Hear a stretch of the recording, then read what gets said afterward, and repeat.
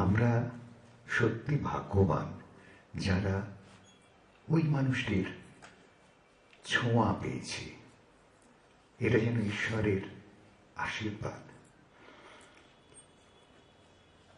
ব্যক্তিগত আলাপে যেটা বুঝেছি, যখন হেমন্ত মুখোপাধ্যায়ের সঙ্গে কথা বলেছি, তার চেয়ে বেশি শুনেছি, মনে হয়েছে অত বড় মাপের শিল্পীর মাপ বোঝার মতো তো বুদ্ধিই হয়নি, প্রজ্ঞা হয়নি, কিন্তু একজন পিতার স্নেহের ওমটুকু বোঝার মতো সারল্য তখন ছিল। তিনি অবশ্যই আমাদের পিতা, কোনো সন্দেহ নেই।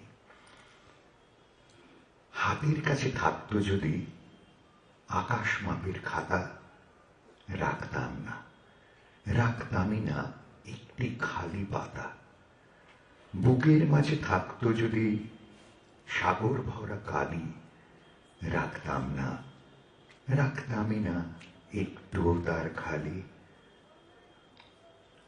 সুরের ধ্যানে মগন তিনি, প্রেম তখন অনন্ত। বুকের খাতায়, মনের পাতায় আজও লিখি হেমন্ত, হেমন্ত।